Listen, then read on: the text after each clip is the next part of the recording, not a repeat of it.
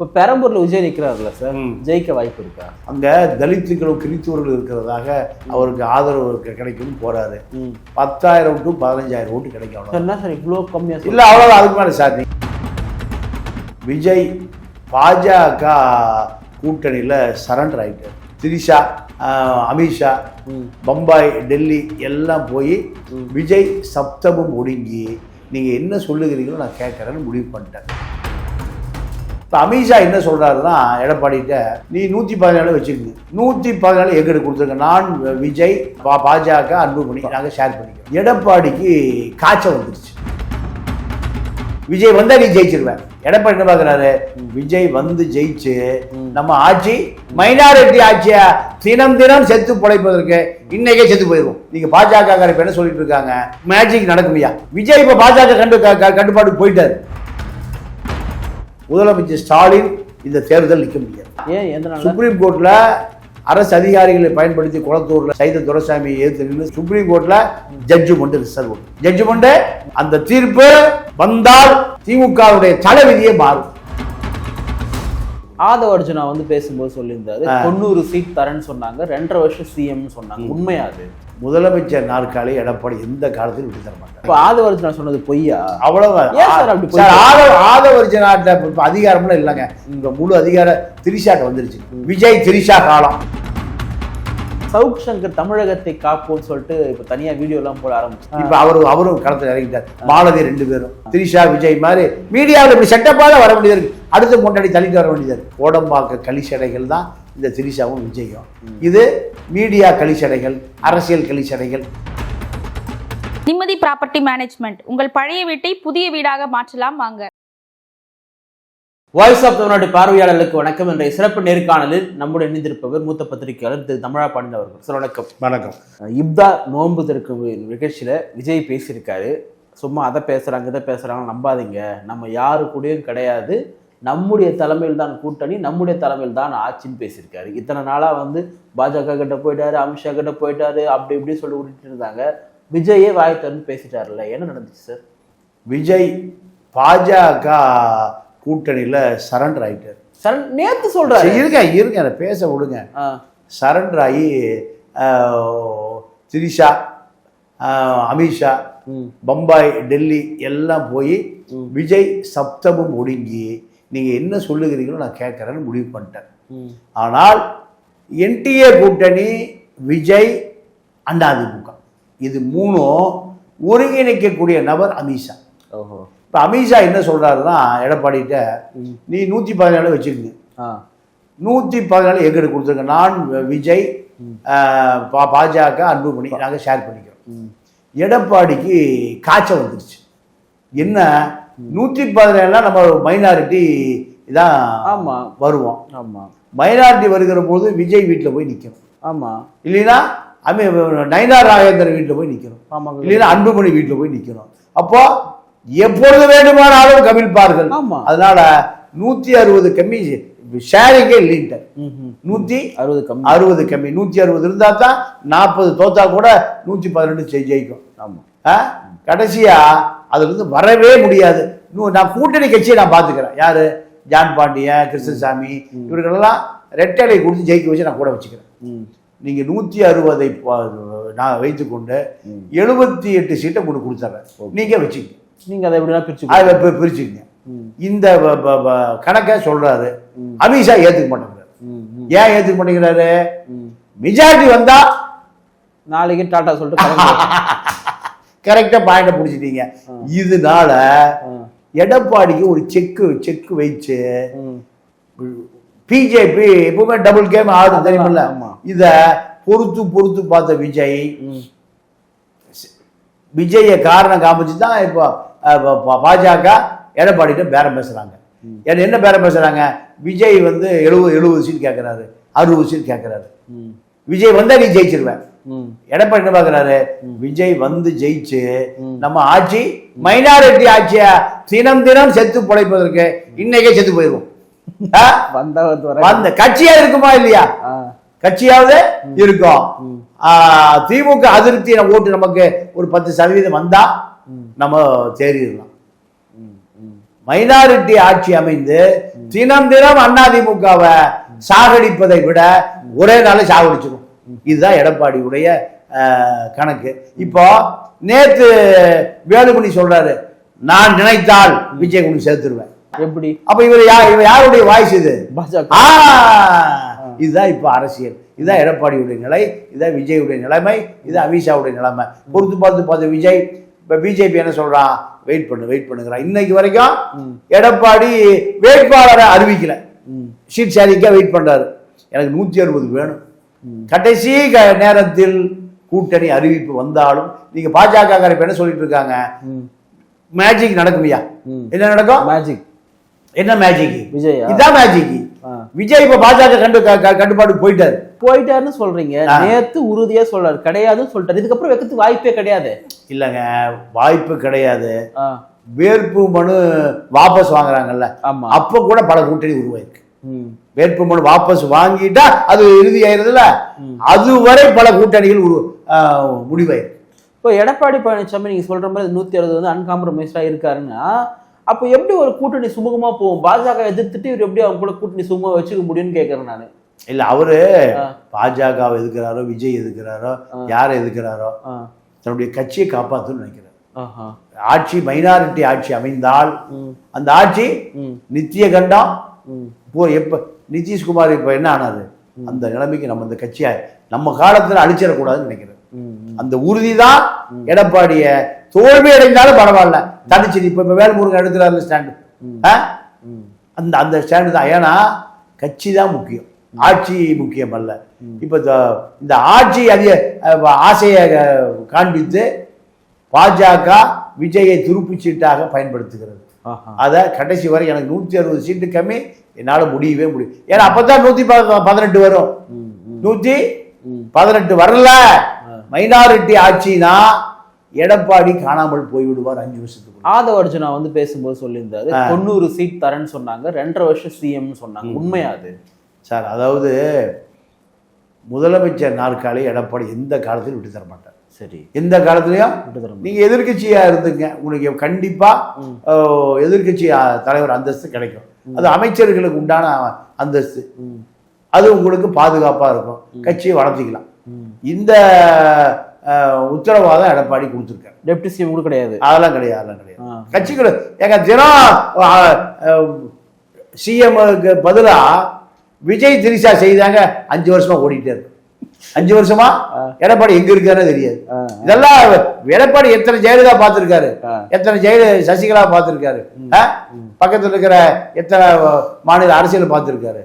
அப்போ அதிமுகவை அளித்த கடைசி முதலமைச்சர் அவ பேரோடு நான் போக வேண்டாம். ஆதவர்ஜுனா சொன்னது பொய்யா? அவ்வளவு ஆதவர்ஜுனாட்ட அதிகாரம்லாம் இல்லைங்க.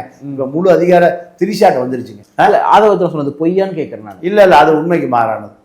எடப்பாடி அதெல்லாம் ஒத்துக்கவே இல்லை. இப்போ ஆதவர்ஜுனா அந்த பேசின அந்த ரஜினிகாந்த் இஷ்யூ பார்த்தீங்கன்னா, ரஜினிகாந்த் அவர்களை எவ்வளோ பேர் எதிர்த்து இருக்காங்க. ஆனால் ரஜினிகாந்த் வந்து ரியாக்ட் பண்ணது இந்த ஒரு நபர் கூட தான் பண்ணியிருக்காரு. அது எதுக்கு பண்ணியிருக்காரு? அது இல்லை, இப்போ அதாவது திமுகவே இந்த செய்தியை ரஜினிக்கு அழுத்தம் கொடுத்து திமுக கூட்டணி கட்சி தலைவர்கள் பூரா ஆதவர்ஜுனாவை கண்டிச்சாங்க. இதுக்கு பின்னாடி திமுக தான் இருக்கு. ஏன்னா ரஜினி ரசிகர்கள் பூரா திமுக அங்க ஒண்ணுமே இல்லை, ரஜினிக்கு ரசிகர்களே இல்லை. ரஜினியா 5 ஹீரோ பொறுத்து அவர் படம் எடுக்கிறார். அமிதாப் பச்சன் உட்பட சீன் கேனரி. இனி சீன் கேனரி ஹாலிவுட்டு தான் ஆளை கொடுத்து இறங்கிடுவார். அவரை பார்க்க ஆள் இல்லை. ரஜினி எல்லாம் காலாவதியான ஒரு நடிகராக போயிட்டாரு. ரஜினி பொண்டாட்டி தான் ஒவ்வொரு கம்பெனியாக ஃபோன் பண்ணி படம் ஃப்ரீயாக இருக்காருன்னு. அப்போ கடைசி காலத்தில் ஏன் திமுக ரஜினிகாந்துடைய வாய்ஸ் அப்படின்றது டிவிகேக்கோ விஜய்க்கோ எதிராக இருக்காது. அது இல்லை, ரஜினிகாந்த் வாய்ஸ் எல்லாம் இப்போ எடுபடாது. அதெல்லாம் முடிஞ்சு போச்சு. அதெல்லாம் ஒரு காலம். ரஜினி கமல் எல்லாம் ஒரு காலம். இப்போ விஜய் காலம், பருவ காலங்கிற மாதிரி விஜய் திரிஷா காலம். இல்ல, இப்ப நீங்க சொல்றத பார்த்தா அப்போ திமுகவுடைய அழுத்தத்தினாலதான் ரஜினிகாந்த் அவர்கள் இந்த அறிக்கை வெளியிட்டிருக்கான்னு சொல்றீங்களா? திமுக அழுத்தம் இல்ல, திமுக வேண்டிக் கொண்டதின் பேரு திமுக கூட்டணி கட்சி திரும்ப பேசினார்ல. ஆமா, எல்லா கம்யூனிஸ்ட் எல்லாமே திமுக கேட்டுக்கிட்டதுனால பேசுறாங்க. நம்ம கூட்டணி காத்திருந்து காலம் பதில் சொல்லணும்னா என்ன சொல்ல வர்றாரு? என்ன அவர் அப்படித்தான் 50 வருஷமா சொல்லிட்டு இருக்காரு. இன்னும் 50 வருஷம் காத்திருங்க, நான் முதலமைச்சர் ஆயிடுவேன். நீங்க கிட்னி போய் சட்னி ஆகி போய் கிடக்கு. அதனால அது எல்லாம் மலிவான அரசியல் தானே. இப்போ 234 தொகுதியிலுமே தாவக தனித்து போட்டியிட போறாங்க. பெரம்பூர்ல விஜய் நிற்கிறாரு, வில்லிவாக்கத்துல ஆதவர்ஜனா, டி நகர்ல புஷி ஆனந்த். எப்படி பாக்குறீங்க இந்த கேண்டிடேட்டுடைய தொகுதிகள் எல்லாம் நீங்க? இல்லைங்க, யார் இருந்தாலும் மக்கள் ஓட்டு போடுவாங்க. ஆமா, இங்க தகுதியெல்லாம் கிடையாது. மூக்குத்தி ஓட்டு போடுதா இல்லையா? இல்ல 2000 ரூபாய்க்கு ஓட்டு போடுறாங்களா இல்லையா? போடுறாங்க. அதுதான் கொலுசு அதுதானே தவிர மக்கள் இன்னும் அரசியல் மயப்படுத்தவில்லை. பெரியார் தான் அரசியல் மயப்படுத்தணும்னு தெருவா அடைஞ்சாரு. பெரியார் மரணமடைகிற வரை அது அண்ணா ஒரே வசதி காலி பண்ணி விட்டார். அப்போ மக்கள்கிட்ட இன்னைக்கு என்ன நடக்குதுன்னே தெரியல. ஊடகங்கள் பூரா கார்பரேட் ஊடகங்கள் மக்கள்கிட்ட எந்த விஷயம் போய் சேருவதே இல்லை. 2.5 வயது பெண் குழந்தைய ஒருத்தன் கற்பழிச்சுட்டு காவல்துறைக்கு சாதாரணமாக நடந்து வரான். நான் வன்முறையை ஆதரிக்கிறவன் இல்லை, அவனை என்கவுண்டர் பண்ணியிருக்கணுமா இல்லையா? அப்போ இதெல்லாம் இல்லை. கழிவறைக்கு போன ஒரு விளாத்தி குளத்தில் ஒரு பெண்ணு கற்பழித்து கொலை செய்யப்படுகிறான். போலீஸ் ஸ்டேஷனுக்கு போனால் நாளைக்கு வாயா போயாங்கிறான் போலீஸு. விளாத்திக்குளம் போனா பிரேமான ஒரு இன்ஸ்பெக்டர் உன் பிள்ளை எவனா கூட்டு ஓடி போயிருப்பாங்கிறான். அப்போ காவல்துறைங்கிற ஒரு துறை மக்களுக்கு பயன்படாத துறையா போச்சு. எந்த நடவடிக்கை எடுப்பதில்லை. இப்போ பெரம்பூர்ல விஜய் நிற்கிறாருல்ல சார், ஜெயிக்க வாய்ப்பு இருக்கா? அங்க தலித்துக்களும் கிறித்துவர்கள் இருக்கிறதாக அவருக்கு ஆதரவு கிடைக்கும்னு போறாரு. 10,000 to 15,000 ஓட்டு கிடைக்கும். என்ன சார் இவ்வளோ கம்மியா? இல்ல அவ்வளவு, அதுக்கு மேலே சார். நீங்க திமுக ஒரு வலுவான கட்சி சார். சரி, அங்கே அதுக்கு அந்த ஒரு 25% வைத்திருக்கிற கட்சி. அதிமுக ஒரு வலுவான கட்சி, அது ஒரு 25% வைத்திருக்கிற கட்சி. இந்த 2 கட்சிகளும் நீங்க எத்தனை வருஷமா அரசியல் நடத்துறான்? ஏறக்குறைய ஒரு கட்சி 75 வருஷம், ஒரு கட்சி 50 வருஷம். இது அவ்வளவு சீக்கிரமா விஜய் உடைச்சிட்டு அங்க ஜெயிச்சிருவாருன்னா இந்த கட்சியில 5 வருஷம் அழிஞ்சு போயிடும். திமுக அதிமுக. விஜய் பெரம்பரை சூஸ் பண்ணதுக்கு காரணம் தலித் மக்களும் ஃபிஷர்மேன் இருக்காங்க, கிறித்துவர்கள் இருக்காங்க. கிறித்துவர்கள், தலித்துகள், ஃபிஷர்மேன், இது எல்லாம் தனக்கு ஓட்டு போடணும். ஆதவர்ஜனா தான் அந்த டேட்டா எடுத்து கொடுத்தாரு. டெபாசிட் கூட வாங்க மாட்டாரா விஜய்? இங்க சார் 10% ஓட்டு கேரண்டி சார். சரி, 10 அது ஆல் ஓவர். ஆமா, அது அங்கே அது ஆல் ஓவர் அது வருது இல்ல, ஆல் ஓவர்ல அதுவும் வருது இல்ல. நீங்க இருங்க, நான் ஒரே ஒரு கணக்கு, இந்த கணக்கு மட்டும் பதில் சொல்லுங்க. 6.5 கோடியில 1 கோடி ஓட்டு போச்சு தமிழ்நாட்டில். எலெக்ஷன் கமிஷன் 6.5 கோடி, 1 கோடி SIRல போச்சு, 5.5 கோடி இருக்கு. சரி, இதுல 100% 30% ஓட்டு போட வரதில்லை. 70% வராங்க ஓட்டு போடுறான். சரியா? இதுல திமுக அதிமுக ரெண்டுமே 25 எந்த காலத்திலயும் குறையாது. எந்த காலத்திலயும் குறையாது. அப்ப எவ்வளவு ஆச்சு? 50 இல்லையா? 70ல 50. இந்த 50ல 50% இன்னொரு 8% 10% வாங்குகிறவர்கள் தான் நாற்காலியை பிடிக்க முடியும். வெற்றி தோல்வி தீர்மானிக்கிறது அது அந்த 10%.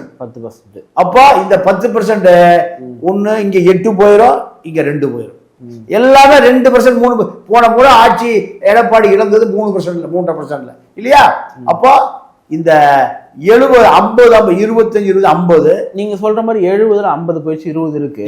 20ல 8% சீமான் அண்ணன் கிட்ட இருக்கு. இல்ல வார நான் என்ன பேச விடுங்க, முழுசா பேச விடுங்க. அப்போ இந்த 20 பாக்கி இருக்குல்ல, 20ல இன்னும் ஒரு 10%, அதாவது 20% இருக்குல்ல, இந்த 20% தான் வெற்றி தோல்வியை தீர்மானிக்கிற சக்தி. இதுல விஜய் எவ்வளவு போகிறீங்க சொல்லுங்க. நீங்க சொல்ற மாதிரி 10 போதும்னு வச்சுங்களா? இந்த 10 மறுபடியும் எங்க போயிருது? அதிமுக திமுக போயிருது. அதிமுக திமுக 7 8 போயிடும். அப்போ அது ஒரு 10, இது ஒரு 5, 15 தான் விஜய்க்கு, சீமானுக்கு, நண்டு சிண்டு எல்லாத்துக்கும் போற ஓட்டு. சரியா? இதுல எப்படி இந்த இந்த இந்த ரேஷியோவை உடைச்சிட்டு வருவாரு சொல்லுங்க. அப்படி உடைச்சிட்டு வந்தா இந்த கட்சிகளை அடுத்த 5 வருஷம் காண போயிடும். விஜய் போட்டி கூட பெரம்பூர் தொகுதியில ஒருவேளை விஜய் ஜெயிக்காம இருந்தா கூட செகண்ட் பிளேஸ் வருவாரா? வாய்ப்பு இல்லை. செகண்ட் பிளேஸ் வாய்ப்பு மூணாவது தான். தமிழ்ல தான் சார் சொல்றேன். இல்ல சார், எனக்கு என்ன டவுட்னா, இப்போ விஜய் ஒரு பெரிய எங்க இருந்து ஓட்டு எடுப்பாரு? திமுக ஓட்டு எடுப்பாரா? அதிமுக ஓட்டு எடுப்பாரா? அந்த வர்ற திமுக ஓட்டு எடுக்க போறாரு. தலித் ஓட்டு விஜய்க்கு போகும், தலித் ஓட்டு கிறிஸ்துவர் ஓட்டு போகும், புது வாக்காளர் ஓட்டு போகும். அப்போ இந்த திமுக இருக்கிற 35 தான் உடைச்செடுப்பு. இந்த லயலா கல்லூரியுடைய முன்னாள் மாணவர் காசு கொடுத்து எல்லா பையனும் காசுக்கு வேலை செய்ய ஆரம்பிச்சா சார்.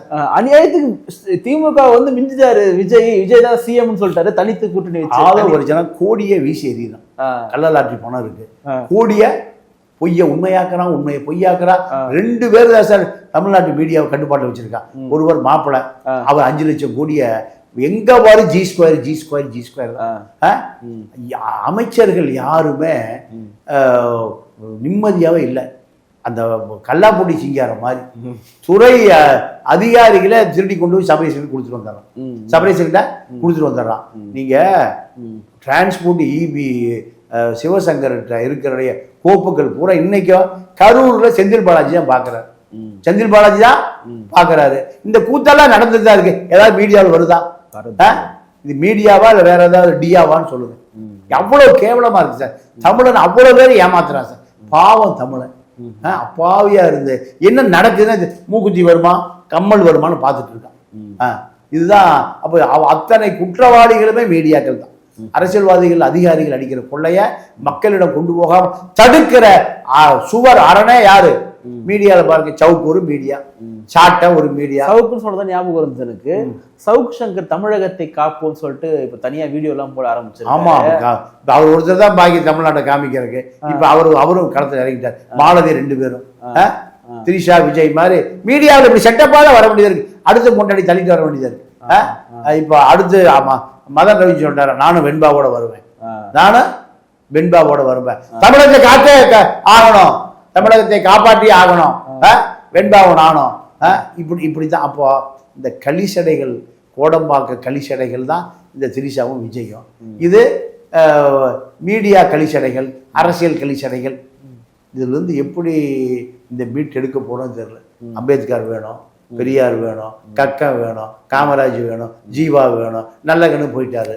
இப்படி இது எங்க போய் தேடி எடுக்கிறதுன்னு தெரியல. புஷியானது ஒரு பாண்டிச்சேரிக்காரரு, அவரெல்லாம் டி நகர்ல நிற்கிறாரு. தமிழர்கள் ஓட்டு போடுவாங்களா சார்? நீங்க கொஞ்ச நாள் ஐரோப்பாவிலும் வளர்ந்து நிற்பாங்க, அவனுக்கு மக்கள் ஓட்டு போடுவான். அரசியல் அறியாமையில தானே இருக்கான், புரியாமையில தான் இருக்கான். நான் இப்ப நான் சொல்றேன், எழுதி வச்சுங்க. புஷி இங்கு தேர்தலில் டி நகர் தேர்தல் நிற்க மாட்டார். ஆமா, ஒரு ட்விஸ்ட் வச்சிருக்கேன். அதே போல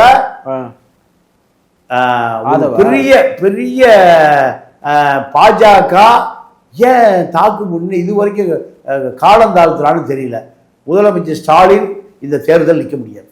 ஏன் சார்?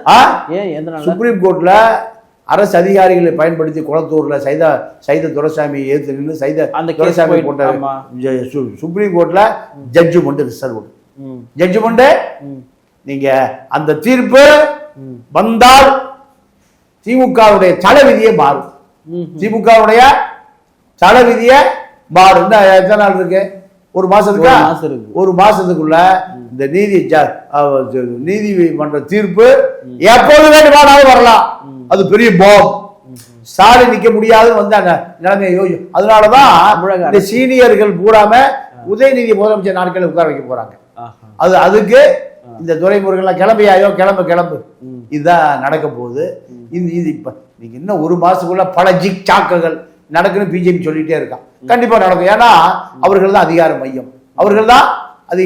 அதனால ஸ்டாலினை இந்த தேர்தல் நிற்க முடியாமல் தண்டனை கிடைத்தால் 6 வருஷம் நிற்க முடியாதுன்னா தமிழ்நாட்டு அரசியல் கிழமை மாறிடுமே. மாற போகிறது. இந்த வாய்ஸ் ஆஃப் தமிழ்நாட்டில் சொல்றேன், மாற போகிறது, கண்டிப்பாக மாறும். பாஜக தான் விஜய் கையில வச்சிருக்கான், பாஜக தான் ஸ்டாலினுடைய கதையை கையில வச்சிருக்கான். இவர்கள் திமுக RSSக்கு பணம் கொடுக்குறான், பிஜேபிக்கு பணம் கொடுக்குறான், நாக்பூர்ல உண்டி கோடியா கொட்டி கொடுக்குறான், துபாயில உண்டி கொடுக்குறான். இதெல்லாம் கொடுத்துதான் இவர்களை காப்பாத்திட்டு இருக்கான். இதை மீறி அவர்கள் மனசு வச்சா விட்டுருவாங்க ஸ்டாலினை. இல்ல அப்படின்னா தேர்தல் 6 ஆண்டு காலம் ஸ்டாலின் நிற்க முடியாது. 26ல நீங்க சொல்றத பார்த்தா இந்த களம் யாருக்கு சாதகமா இருக்கு? ஏடிஎம்கேக்கு சாதகமா இருக்கு. பிஜேபி இருந்துமா? இருந்தும் ஏடிஎம்கே சாதகம். பிஜேபி இருந்தே 3% தான் வித்தியாசம் போன தேர்தல்ல. அது ஆயிருக்கா? இப்ப 3% 5% அதிருப்தி ஆயிருக்காதா? ஆயிருக்காதா? இப்ப சீமா வேற காலி. திமுக ஓட்டு செதறுது, திமுக ஓட்டு சேதாரமாகுது. யாரு? கிறிஸ்டின் போய் அங்க போயிட்டான். எங்க? விஜய் போயிட்டான். தலித் மக்கள் அங்க போயாச்சு. திருமாசோட ஓட்டு போட மாட்டான்.